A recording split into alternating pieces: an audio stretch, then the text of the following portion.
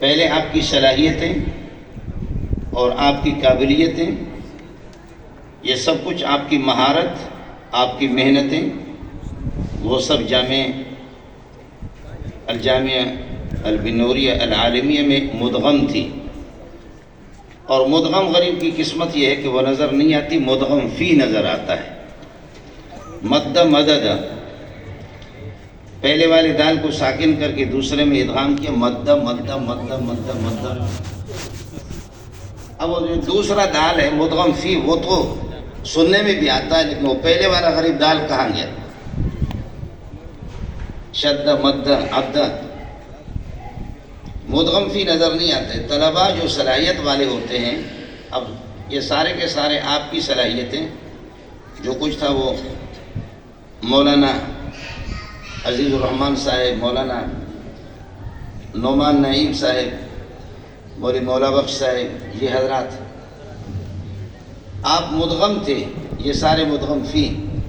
اب یہ ہے کہ آپ میں سے ہر ایک باہر نکل کر کے مستقل مفتی محمد نعیم بن کر کے، اس کا ترجمان بن کر کے، حضرت مرحوم کا جامعہ بنوریہ کے ترجمان بن کر کے دنیا میں پھیلیں گے۔ یہی ہوتا ہے انتشار اور افتراق میں، کبھی کام پھیل جاتا ہے اور کام میں برکت ہو جاتی ہے۔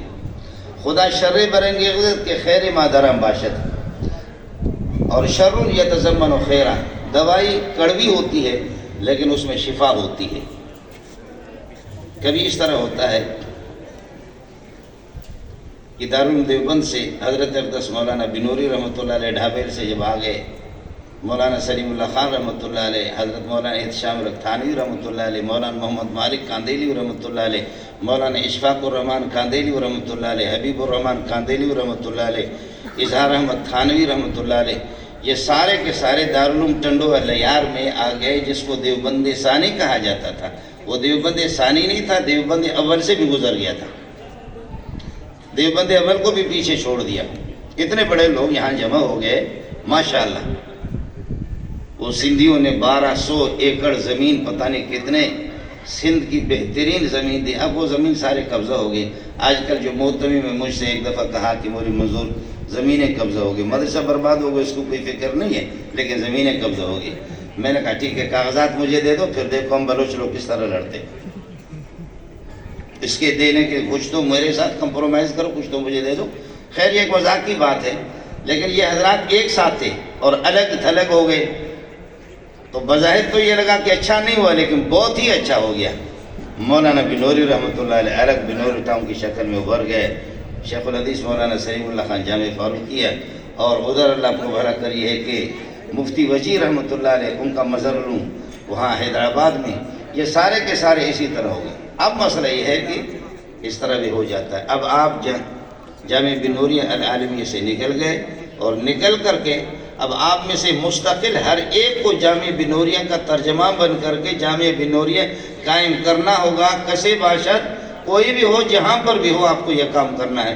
اب دورے والوں کو اپنے پیچھے بٹھائے، میں کس سے وعدہ لے لوں؟ بھائی وعدہ ہے۔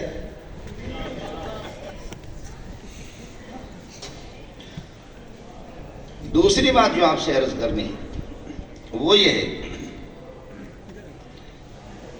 کہ جہاز جب اوپر جاتا ہے 40,000 50,000 فٹ، اور امریکہ والے جہاز آتے ہیں وہ 80,000 فٹ پہ آتے ہیں، ظاہر ہے کہ وہ بہت اونچے ہوتے ہیں۔ ہمارے جہاز 40,000 فٹ پہ، 45-50,000 فٹ پہ۔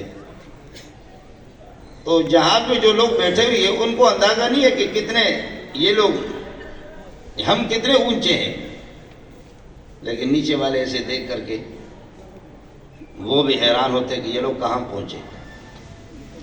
جہاز کے اندر جو لوگ بیٹھے ہوئے ان کو آواز بھی نہیں آتی، اور جہاز کی آواز اتنی زیادہ ہے کہ چاروں طرف سے لوگوں کے کانوں کو پھاڑ دیتی ہے، اتنی آواز ہے۔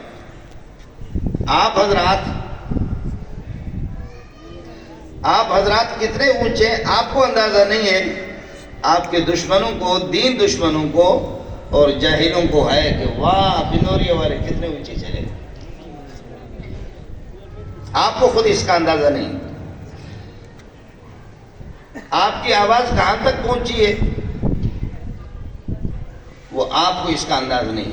آپ ادھر، آپ کو تو کوئی پتہ نہیں ہے، لیکن جہاز کی آواز کتنی ہے، لیکن آپ کا شور شغب آپ یہاں جھوم جھوم کر کے جا کر کے جامعہ بنوریہ خود قائم کریں گے، جھوم جھوم کر کے قائد بغدادی، قائد حبیبی، قائد نورانی، قائد یسرن القرآن، قائد حبیبی آپ پڑھائیں گے، اور اللہ آپ کا بھلا کرے دیگر کتابیں پڑھائیں گے. آپ سمجھیں گے کہ میری آواز صرف کلاس تک ہے، میرے طلباء کا جھوم جانا یہ صرف کلاس تک محدود ہے، لیکن بڑے بڑے ایوان، بڑے بڑے یہ ہے کہ قلعے، وہ آپ کے جھومنے سے وہ بھی ہلتے رہیں گے.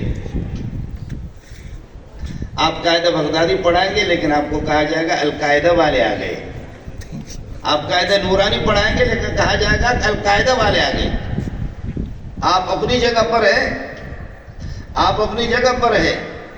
وَقَذَفَ فِي قُلُوبِهِمُ الرُّعْبَ فَرِيقًا تَقْتُلُونَ وَتَأْسِرُونَ فَرِيقًا. آپ کا رعب اتنا دور جائے گا. وَقَذَفَ فِي قُلُوبِهِمُ الرُّعْبَ، الف لام مضاف نہیں لکھے وضع. وَقَذَفَ فِي قُلُوبِهِمُ الرُّعْبَ، تمہارا رعب. آپ کو اندازہ نہیں ہے، میں رنگ کا تو کالا ہوں، پگڑی میری ذرا مجھ سے زیادہ کالی ہے. کہیں جہازوں میں جاتے ہیں، ایئرپورٹوں میں بھی جاتے ہیں، کہیں گزرتے ہیں، لوگ ایسے کہتے ہیں کہ اہم ملا دکھانا، اہم ملا دکھانا، اہم ملا ہے، یہ وہی ملا ہے. انشاءاللہ پگڑی کا اہتمام کر لیں، اچھی بات ہے. جامعہ نے اور ہم بھی سفید پگڑی پہناتے ہیں. دارالعلوم دیوبند کی جو پگڑی ہے وہ ہری پگڑی ہے، یہ جو آگے دیکھ رہے اسی طرح میرے پاس ہے. دارالعلوم دیوبند کی پگڑی ہے، ہری پگڑی ہے. کالی پگڑی پہنے. فتح مکہ کے موقع پر رسول پاک صلی اللہ علیہ وسلم، مسلم شریف کی روایت ہے، کالی پگڑی پہن کر کے تشریف لے گئے. سب کو سبحان اللہ. یہ پگڑی سے بھی بہت کچھ ہوتا ہے. اللہ نے آپ کو جو مقام دیا ہے، اِنَّا أَوْحَيْنَا إِلَيْكَ، یہ اوحینا کہ یہ وحی کی نسبت ہے، ایحاء کی نسبت ہے، نہ اللہ کی طرف. الاسناد للتعظیم، یہ تعظیم اور عظمت کے لیے. اب مطلب یہ ہوگا عظیم وحی، عظیم اللہ کی جانب سے. مولانا عظیمی بھی سن رہے ہیں. عظیم وحی عظیم اللہ کی جانب سے، عظیم جبریل کے ذریعے سے، عظیم محمد کے پاس، اور عظیم علماء کے لیے. اس کے بعد آپ کو کون سی سرٹیفکیٹ چاہیے؟ عظیم وحی عظیم اللہ کی جانب سے، عظیم جبریل کے ذریعے سے، عظیم محمد کے پاس، عظیم امت کے لیے. اور اِنَّا أَوْحَيْنَا إِلَيْكَ، اِنَّا أَوْحَيْنَا